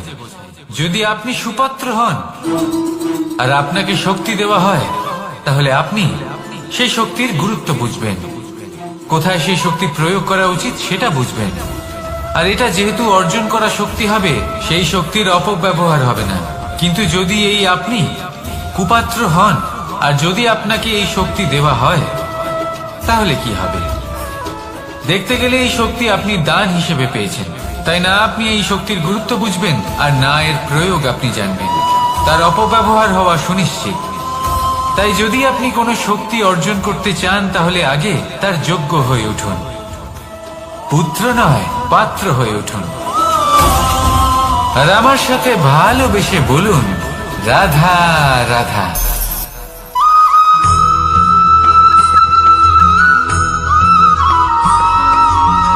এই সংসারে প্রত্যেক মানুষ এটাই চান যে তিনি যেন ধনবান হন, আর্থিক অবস্থা তার ভালো থাকে, ওনার বাড়িতে লক্ষ্মীর আগমন হয়। কিন্তু সেটা হবে কি করে সেটাই হলো প্রশ্ন। কেউ বলেন যে যদি পরিশ্রম করো তাহলে ধন অর্জন সম্ভব, কেউ বলেন যে যদি বিদ্যা লাভ হয় তবেই ধন অর্জন সম্ভব, কেউ বলেন যে যদি বলশালী হও তবেই সম্পন্ন থাকবে। ভালো কথা, যদি তাই হয়ে থাকে, তবে দিনমজুর সারা দিন পরিশ্রম করেন, তিনি কেন ধনী হন না? অনেকজন বিদ্বান মানুষ আছেন এই সংসারে, তারা কেন ধনবান হন না? অনেক সংখ্যক বলশালী ব্যক্তি আছেন, তাদের কাছে ধন নেই কেন? তাদের কেন ধনের অভাব হয়? আবার এমনও কিছু মানুষ আছেন যারা পরিশ্রম করেন, তারা দিনমজুর, কিন্তু তারা ধন অর্জন করতে পারেন। কিছু বিদ্বান ব্যক্তি আছেন যাদের কাছে অধিক মাত্রায় ধন রয়েছে, কয়েকজন বলশালী ব্যক্তি রয়েছেন যাদের কাছে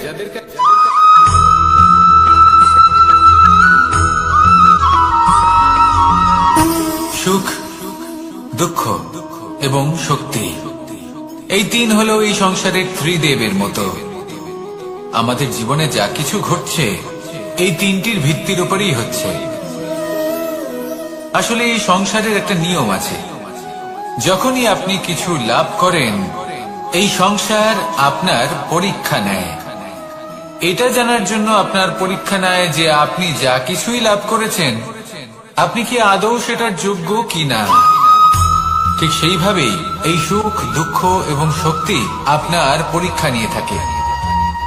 যখন সুখ আসে তখন সে আপনার পরীক্ষা নেয় যে আপনার মধ্যে অহংবোধ জাগ্রত হয়নি তো। যদি অহংবোধ চলে আসে তাহলে সুখ সেখানেই সঙ্গ ত্যাগ করে। দুঃখ আপনার ধৈর্যের পরীক্ষা নিতে থাকে, আর যদি আপনার মধ্যে ধৈর্য না থাকে তাহলে এটা আপনাকে আরো বেশি দুঃখের গভীর অন্ধকারে ঠেলে দেবে। সেখানে শক্তি পরীক্ষা নেয় আপনার বিনম্রতার। যদি আপনি বিনম্র না হন তাহলে হয় এই শক্তি আপনার সঙ্গ ত্যাগ করবে, নয় এই শক্তি বিনম্রতার অভাবে আপনার পতনের কারণ হতে পারে। এই সংসারে যে কোনো ব্যক্তি যিনি এই পরীক্ষায় উত্তীর্ণ হয়ে থাকেন এই জীবনে তিনি সাফল্য লাভ করেন। আসুন আমার সাথে ভালোবেসে বলুন, রাধা রাধা।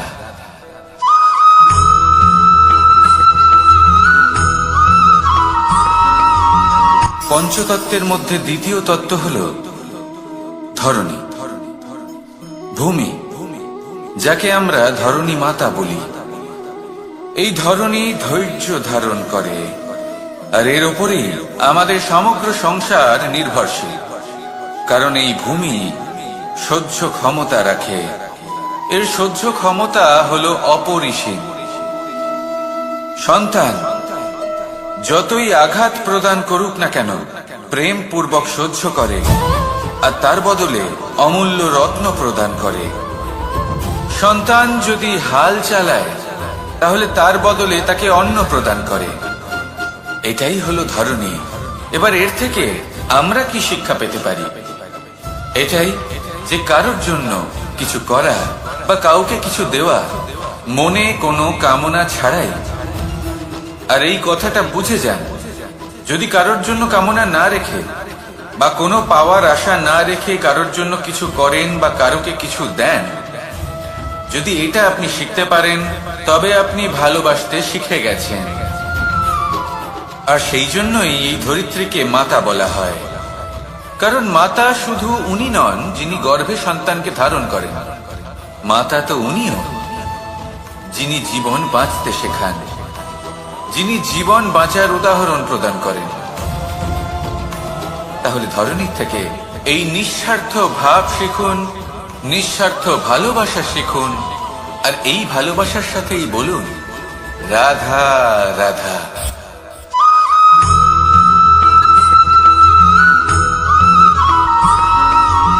মানুষ জন্মগ্রহণ করে, তার সাথে ভয়েরও জন্ম হয়। ছোটবেলা থেকেই আমাদের মনে কোনো না কোনো প্রকারের ভয় থেকেই যায়। কেউ এই বিষয়ে ভয় পায় যে তার কোনো বস্তু তার থেকে দূরে চলে যাবে, কেউ এই বিষয়ে ভয় পায় যে আমি নিজেকে হারিয়ে ফেলব, কেউ এই ভেবে ভয় পায় যে আমার প্রিয়জনেরা তারা যেন আমার থেকে দূরে না চলে যায়, কেউ এই ভেবে ভয় পায় যে আমরা যেন পথ না হারিয়ে ফেলি। আদি ইত্যাদি। কিন্তু সত্যি কথা বলতে ভেবে দেখুন, এই ভয় বাস্তবে কি?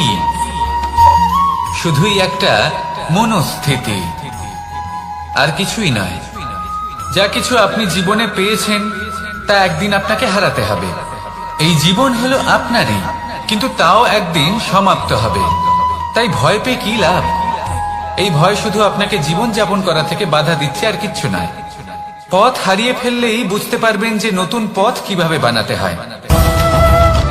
কিছু মানুষকে জীবন থেকে হারালে তবেই আপনি বুঝবেন যে আপনার আপনজনকে। এই ভয়ের কারণে ভীত হয়ে থাকবেন না।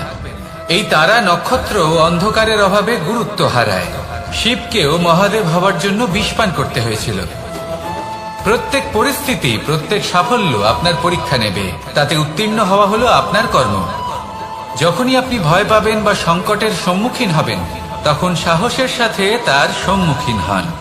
মনে রাখবেন, যে সম্মুখীন হতে জানে, সাফল্য তার সাথে সবসময় থাকে। আসুন আর আমার সাথে ভালোবেসে বলুন, রাধা রাধা।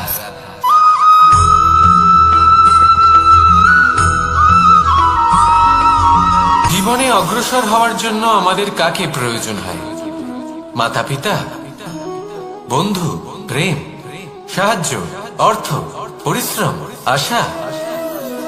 ভিন্ন ভিন্ন মানুষ ভিন্ন ভিন্ন বিকল্প চয়ন করে।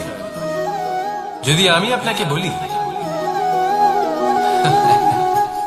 তাহলে জয় আর পরাজয়ের মন্ত্র দুটো শব্দের উপর নির্ভর করে, মেনে নেওয়া আর দৃঢ় হওয়া।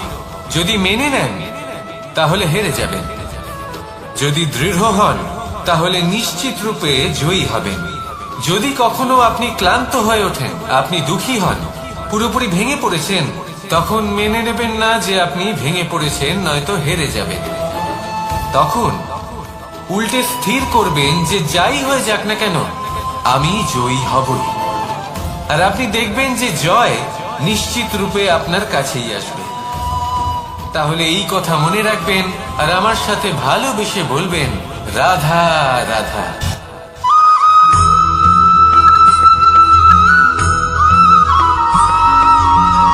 এই সংসারে কোনো বস্তু হোক বা ব্যক্তি হোক, তার একার গুরুত্ব কিন্তু খুব বেশি নয়। একটা উদাহরণ হিসেবে বৃষ্টির ফোঁটাকে ভেবে দেখুন। যদি একটি বৃষ্টির ফোঁটা হয় তাহলে তার খুব বেশি গুরুত্ব থাকে না, কিন্তু যখন সহস্র বৃষ্টির ফোঁটা মেঘের মধ্যে দিয়ে ঝরে পড়ে, তখন সেটা বর্ষার রূপ ধারণ করে। সেই বর্ষা যা এই প্রকৃতিকে শান্ত করে। সেইভাবেই পাথরের ছোট টুকরো, তার খুব বেশি গুরুত্ব থাকে না, কিন্তু যখন অসংখ্য পাথরের টুকরো একত্রিত হয় তখন তা পর্বতের আকার ধারণ করে। সেইভাবেই কিছু মানুষ যখন একত্রিত হন তখন তৈরি হয় পরিবার, কিছু পরিবার যখন একত্রিত হয় তখন তৈরি হয় সমাজ, যখন অনেক সংখ্যক সমাজ একত্রিত হয় তখন তৈরি হয় রাজ্য। এবার এই রাজ্যের সব থেকে গুরুত্বপূর্ণ ব্যক্তি হতে পারেন রাজা, কিন্তু তাও সেই রাজা একা কিছু করতে পারেন না। যুদ্ধ লড়ার সময় তারও নিজের সৈন্যদলকে প্রয়োজন পড়ে। কিন্তু এই সংসারে এমন একজন ব্যক্তি আছেন যিনি একাই সব কাজ করতে থাকেন, এবং সেই ব্যক্তি হলেন মা। আমাদের জীবনে একজন পিতার ভূমিকা কিন্তু নিঃসন্দেহে অমূল্য, কিন্তু আমাদের সকলের জীবনে যে ভূমিকা একজন মায়ের তা অন্য কারোর থাকে না। একজন মা একাই সন্তানকে বড় করতে পারেন, সংস্কারী করে তুলতে পারেন, তার জন্য পরিশ্রম করেন। আর এত কিছু কাজ করার পরেও তার কাজের জন্য তিনি প্রশংসা অবশ্য পান না। উল্টে যদি সেই সন্তান অনুচিত পথে চালিত হয়, অনুচিত কর্ম করে, তখন সেই মাকেই অপবাদের পাত্র হয়ে উঠতে হয়। আমাদের জীবনে মায়ের যোগদান কতটা সেটা বুঝুন। আপনাকে বড় করে তোলার জন্য উনি কতটা পরিশ্রম করেছেন সেটা বুঝুন। আজ থেকে, এখন থেকে, এই মুহূর্ত থেকে মাকে সম্মান করতে শিখুন। যখন সময় পাবেন, যখন সুযোগ হবে, তখন তার প্রশংসা করুন, ওনারও ভালো লাগবে। আর মায়ের এই মমতার জন্য, তার এই ভূমিকার জন্য আসুন সবাই মিলে আমরা তাকে প্রণাম করি আর সকলে মিলে ভালোবেসে বলি, রাধা রাধা।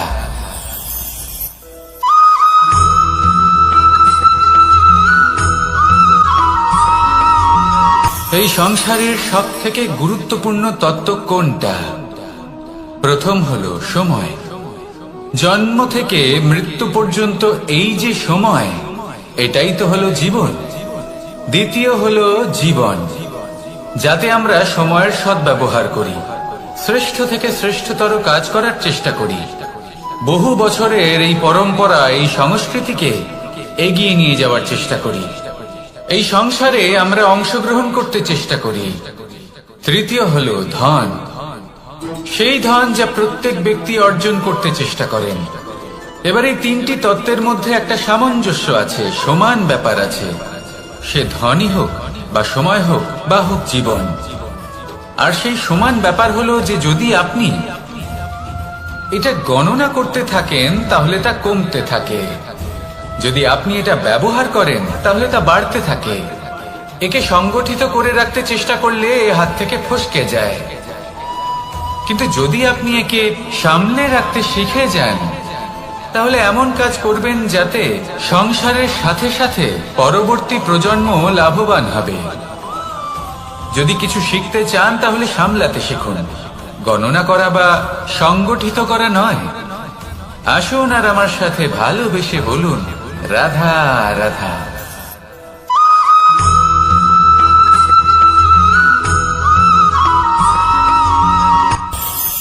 এই সংসারে আমরা প্রকাশ কোথা থেকে পাই? এর উত্তর বড়ই সরল। ভোরে যখন সূর্যোদয় হয় তখন প্রকাশের কিরণ আমাদের ঘরে এসে পৌঁছয়। এইভাবেই আমরা প্রকাশ লাভ করি।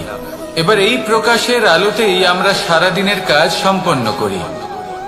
সন্ধে হয়ে যায়, সূর্যাস্ত হয়ে যায়, আর আমাদের ঘর যাতে অন্ধকার না হয় তার জন্য আমরা একটা প্রদীপ প্রজ্বলিত করি। এটাই ঘটে আমাদের জীবনেও। এবার প্রবাহমান আয়ুর সাথে আমরা আমাদের অন্তরে যদি একটা প্রদীপ প্রজ্বলিত করে নিই তাহলে বিষয়টাই অন্যরকম হবে। এবার আপনি বলবেন কোন প্রকাশের কথা বলছি যা আমাদের অন্তরে জাগ্রত করা সম্ভব? আমাদের আত্মার মাঝে প্রেমের প্রকাশ জাগ্রত করার কথা বলছি। কারণ আমাদের এই জীবন এও হলো দিনের আলোর মতো। আজ প্রকাশ আছে, কিন্তু কোনোদিন অবশ্যই অস্ত হবে। কিন্তু অস্ত হবার আগে যদি আমরা আমাদের আত্মার মাঝে প্রেমের এই প্রকাশ উজ্জ্বলিত করে নিই তাহলে আমাদের সন্ধ্যাকালও আমরা আনন্দে এবং প্রেমে যাপন করব। তাহলে আসুন আর আমার সাথে ভালোবেসে বলুন, রাধা রাধা।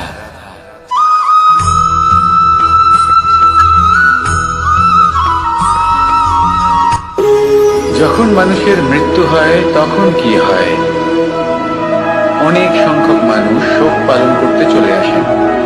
যে ব্যক্তি মৃত্যু লাভ করেছেন তার অনেক বস্তু থাকে যেগুলো তার প্রিয়, যেগুলো তিনি ব্যবহার করেছেন। তার শয্যা, তার বস্ত্র, তার আভূষণ সবকিছু তার থেকে বিচ্ছিন্ন করা হয় এবং খালি হাতে তাকে শ্মশানের উদ্দেশ্যে রওনা করা হয়। আমি আপনাকে এই প্রশ্ন করতে চাই, আপনি এই সংসারে কি অর্জন করেছেন? ধন, সম্পত্তি, বস্ত্র, আভূষণ, এই সবকিছু যে আপনি অর্জন করেছেন আপনার মৃত্যুর পরে তা আপনার থেকে দূর হয়ে যাবে। এর উত্তর হলো একটাই, আপনার কর্ম। শুধু সেটাই আছে যা একান্ত আপনার, আর শুধু সেটাই এই সংসার থেকে চলে যাওয়ার পরেও সংসারেই জীবিত থাকবে। যদি আপনি দুষ্কর্ম করেন তাহলে এই সংসার আপনাকে একটি অনুচিত উদাহরণ হিসেবে মনে রাখবে যে এই ব্যক্তি খুব পাপী ছিল, অনুচিত কর্ম করতেন। যে পথে তিনি চলেছেন সেই পথে কারোর চলা উচিত নয়। সেখানেই যদি আপনি সৎকর্ম করেন তাহলে সংসার চিরকাল এটাই বলবে যে খুব ভালো মানুষ ছিলেন, সবাইকে ভালোবাসতেন, সবাইকে সাহায্য করতেন, আমার খুব প্রিয় মানুষ ছিলেন। এটাই হলো শ্রেষ্ঠ কর্ম। সেই জন্য জীবনে শুধুমাত্র ধন, সম্পত্তি, আভূষণ এই সব অর্জন করতে গিয়ে নিজের মনোনিবেশ করবেন না।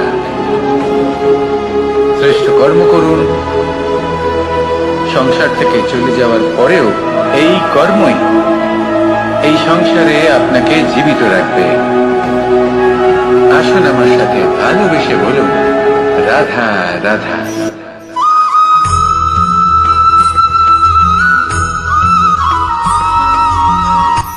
এই সংসারে সাফল্য লাভ করার জন্য জ্ঞানের প্রয়োজন হয়, পরিশ্রমের প্রয়োজন হয়, দৃঢ় নিষ্ঠার প্রয়োজন হয়, নিরন্তর চেষ্টা করা প্রয়োজনীয়। কিন্তু আরো কিছু আছে যা অত্যন্ত প্রয়োজনীয় এবং গুরুত্বপূর্ণ। তা হলো ভালো বন্ধু। তাদের থাকা অত্যন্ত প্রয়োজনীয়। যদি ভালো বন্ধু থাকে তাহলে সময় এলে তারা ঢাল হয়ে আপনাকে সুরক্ষা করবেন। সময় এলে অস্ত্রের মতো শত্রুকে সংহারও করবেন। যদি তিনি জ্ঞানী হন, তাদের মধ্যে সদ্গুণ থাকে, তাহলে এই সব গুণ আপনার মধ্যেও প্রবেশ করবে। তাহলে সাফল্যের জন্য ভালো বন্ধু পাওয়া অত্যন্ত প্রয়োজনীয়। কিন্তু শুধু বন্ধু কেন, ভালো শত্রুও থাকা প্রয়োজনীয়। এবার আপনি ভাবেন আমি কি বললাম? যদি আপনার জীবনেও ভালো অর্থাৎ শক্তিশালী শত্রু থাকে, তাহলে আপনিও শক্তিশালী হতে থাকবেন। এই শত্রু আপনাকে প্রেরিত করবে আরো বেশি শক্তিশালী হয়ে ওঠার।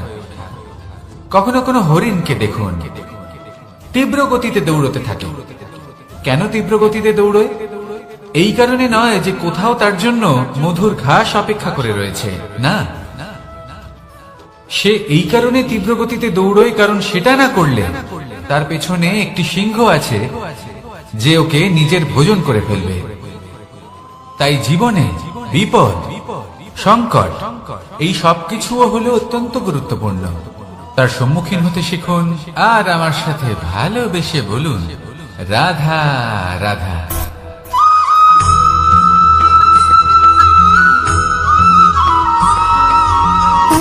সুখ, দুঃখ এবং শক্তি, এই তিন হলো এই সংসারের ত্রিদেবের মতো। আমাদের জীবনে যা কিছু ঘটছে এই তিনটির ভিত্তির উপরেই হচ্ছে। আসলে এই সংসারের একটা নিয়ম আছে। যখনই আপনি কিছু লাভ করেন, এই সংসার আপনার পরীক্ষা নেয়। এটা জানার জন্য আপনার পরীক্ষা নেয় যে আপনি যা কিছুই লাভ করেছেন, আপনি কি আদৌ সেটার যোগ্য কিনা। ঠিক সেইভাবেই এই সুখ, দুঃখ এবং শক্তি আপনার পরীক্ষা নিয়ে থাকে। যখন সুখ আসে তখন সে আপনার পরীক্ষা নেয় যে আপনার মধ্যে অহংবোধ জাগ্রত হয়নি তো। যদি অহংবোধ চলে আসে তাহলে সুখ সেখানেই সঙ্গ ত্যাগ করে। দুঃখ আপনার ধৈর্যের পরীক্ষা নিতে থাকে, আর যদি আপনার মধ্যে ধৈর্য না থাকে তাহলে এটা আপনাকে আরো বেশি দুঃখের গভীর অন্ধকারে ঠেলে দেবে। সেখানে শক্তি পরীক্ষা নেয় আপনার বিনম্রতার। যদি আপনি বিনম্র না হন তাহলে হয় এই শক্তি আপনার সঙ্গ ত্যাগ করবে, নয় এই শক্তি বিনম্রতার অভাবে আপনার পতনের কারণ হতে পারে। এই সংসারে যে কোনো ব্যক্তি যিনি এই পরীক্ষায় উত্তীর্ণ হয়ে থাকেন, এই জীবনে তিনি সাফল্য লাভ করেন। আসুন আমার সাথে ভালোবেসে বলুন, রাধা রাধা।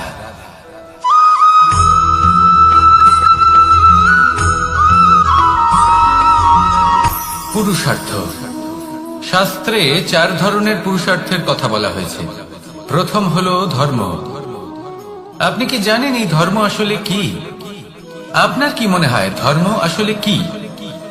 কোনো বিশেষ ঈশ্বরকে মানাই কি ধর্ম বলা হয়? নাকি কোনো বিশেষ রীতি পালন করাই হলো ধর্ম?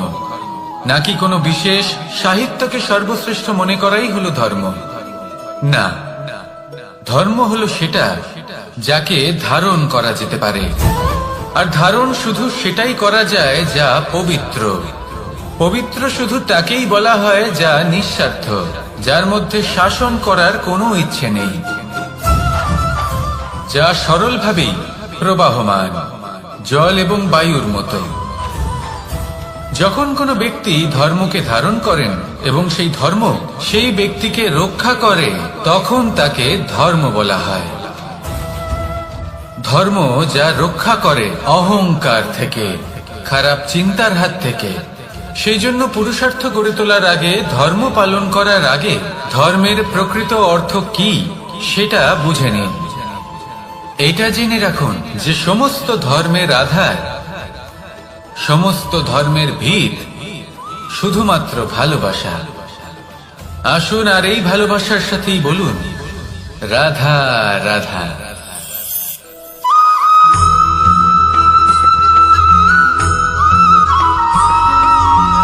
এই সংসারে সব থেকে বেশি কোমল বস্তু হলো রেশম।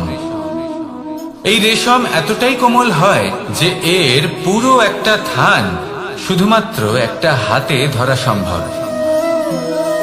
কখনো ভেবে দেখেছেন এই রেশম কিভাবে হয়?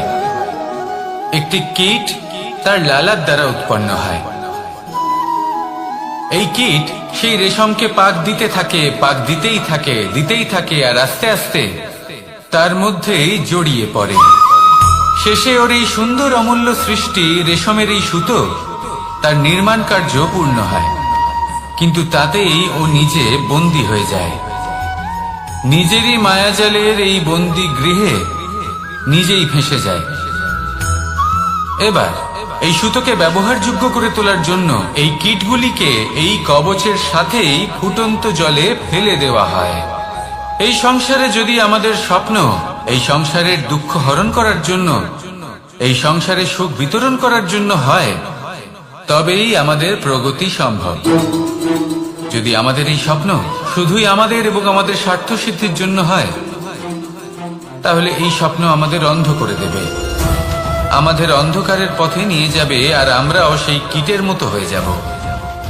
নিজেদেরই মায়াজালে আমরা নিজেই ফেঁসে যাব, আর শেষে আমরা যদি কিছু লাভ করি তা হবে একাকিত্ব, অন্ধকারময় মৃত্যু। তাই স্বপ্ন অবশ্যই দেখুন, কিন্তু এমন ভাবে স্বপ্ন দেখবেন না যে তার এই বন্দিগৃহে আপনি নিজেই ফেঁসে গেলেন। স্বপ্ন দেখুন পরোপকার।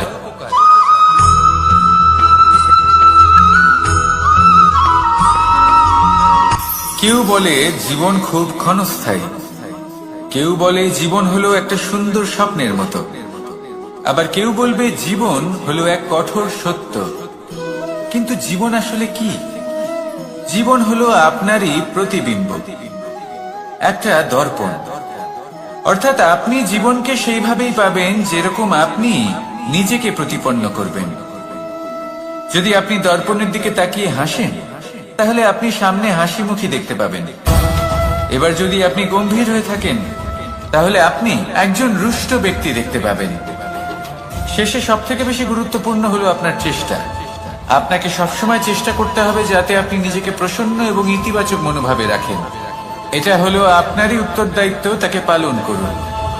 এই মনকে প্রসন্ন রাখুন, এই সংসারকে সুন্দর বলে মনে হবে, আর এই মন প্রসন্ন হয়ে বলবে রাধা রাধা।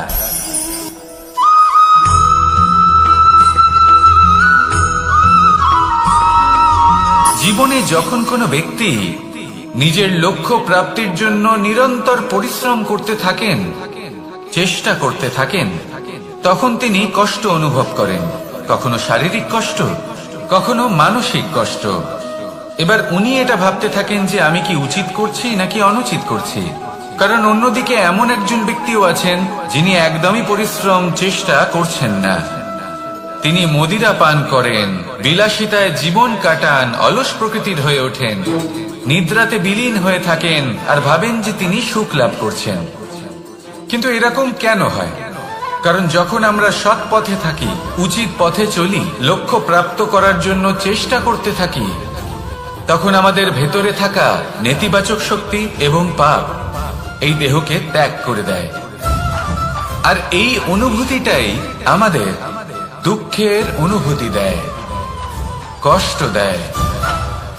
এবার সেখানে যদি আমরা কুপথে চলি, অনুচিত পথে চলতে থাকি, তাহলে আমাদের ভেতরে থাকা পুণ্য এবং ধনাত্মক শক্তি আমাদের দেহ ত্যাগ করে দেয়। আর এই অনুভূতির কারণেই আমরা সুখ অনুভব করি। কিন্তু কখনো ভাববেন যে এই সুখ বেশি সময় পর্যন্ত থাকে না। সেই জন্য সবসময় মনে রাখবেন, যদি আপনি জানেন যে এটাই আপনার লক্ষ্য, এটাই উচিত পথ, শুভ পথ, তাতে নিরন্তরভাবে এগিয়ে যেতে চেষ্টা করতে থাকুন। এই কষ্ট আপনাকে সুখের পরাকাষ্ঠায় কখন পৌঁছে দেবে তা আপনি জানতেই পারবেন না। আসুন আমার সাথে ভালোবেসে বলুন, রাধা রাধা।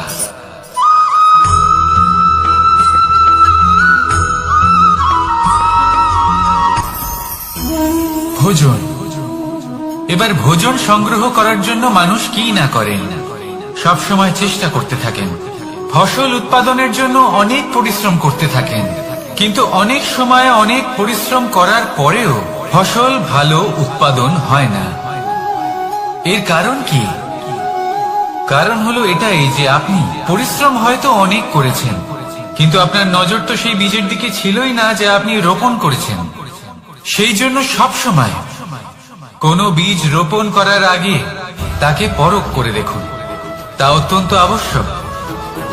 আর সেইভাবেই যখনই কোনো কর্মের প্রশ্ন আসে, তাহলে সেখানে শুধুমাত্র পরিশ্রম যথেষ্ট নয়, সেই কাজের প্রতি আপনার কর্তব্য কি, আপনার উদ্দেশ্য কি, সেটা জানা হলো অত্যন্ত গুরুত্বপূর্ণ।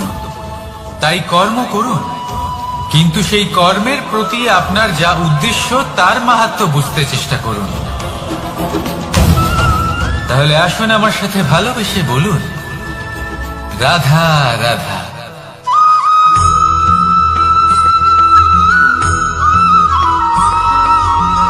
পিতা আর পুত্রের সম্পর্ক অত্যন্ত মধুর হয়ে থাকে। পিতা স্বপ্ন দেখেন, তাকে পূর্ণ করার সকল সম্ভাব্য চেষ্টা করেন, কিন্তু তাও অনেক সময় ওনার স্বপ্ন অপূর্ণ থেকে যায়। তখন পিতা ভাবেন যে স্বপ্ন উনি পূর্ণ করতে পারেননি, ওনার সন্তান তা অবশ্যই পূরণ করবে। যে স্থানে উনি কখনো পৌঁছতে পারেননি, সেই স্থানে ওনার পুত্র অবশ্যই পৌঁছবে। পিতা নিজের সন্তানের ভবিষ্যৎ নিয়ে সেই স্বপ্ন দেখেন, আর যখন সেই সন্তান সামনে এগোতে থাকে তখন তার দুঃখ হয় না, বরং গর্ব হয়। ওনার ভালো লাগে এটা দেখে যে ওনার সন্তান অনেক উন্নতি করছে। কিন্তু যখন সন্তান নিজের অভিভাবকের শক্তি দেখে, তার যশ দেখে হিংসা করতে থাকে, সমস্যা সেইখানেই শুরু হয়। সেই জন্য সকল সন্তানকে এটা মনে রাখতে হবে, দেখুন, পুত্র হবার সুবাদে, এক সন্তান হবার সুবাদে এটা হলো আপনার অধিকার যে আপনি আপনার পিতার থেকে বেশি উন্নতি করবেন। আপনার পিতাও এটাই চান, কিন্তু সুস্থভাবে এটা করুন। একটা রেখা টেনে নিন, যাতে আপনি তাতে এগোতে পারেন আর আপনার পিতার তাতে গর্ববোধ হয়, আর সেই বিষয়ে দুঃখ না হয় যে আমার সন্তান আমাকেই ছোট করার চেষ্টা করছে। ইতিহাস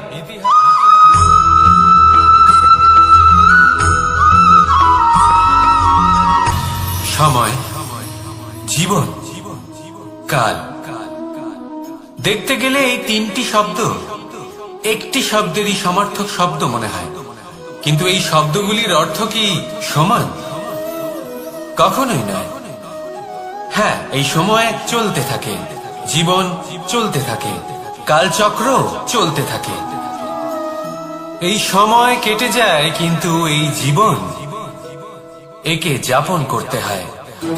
কি বলেন? এই জীবনে কিছু করুন বা কিছু না করুন, জীবন এমনি কেটে যাবে, আপনি জানতেও পারবেন না। কিন্তু সেটা আমাদের উদ্দেশ্য নয়, একে যাপন করতে হবে। এই জীবনে প্রেরণা পেতে শিখুন, প্রেরণা দিতে শিখুন, আহ্বান গ্রহণ করতে শিখুন, আহ্বান জানাতে শিখুন, মহান কাজ করতে শিখুন, ধন্যাত্মক বোধ জাগিয়ে তুলুন। জীবন অতিবাহিত করার অর্থ কি তা আপনি শিখে যাবেন, কারণ সময় কেটে যায়, সমস্ত যুগ কেটে যায়, কিন্তু জীবনের রীতি জীবন কাটিয়ে দেওয়া নয়, জীবন যাপন করা। এই জীবন সম্পূর্ণরূপে অনুভব করতে হবে, নতুন পথ বানাতে হবে। এবারে যদি এই জীবন বাঁচার সময় একবার ভেবে দেখুন, যদি মনে প্রেম থাকে, সদ্ভাবনা থাকে, তাহলে কি হবে? এই জীবনকে বাঁচার অনুভূতিটাই অন্যরকম হয়ে যাবে, একটা আনন্দময় অনুভূতি লাভ করবেন। তাহলে এটাই করুন আর আমার সাথে ভালোবেসে বলুন, রাধা রাধা।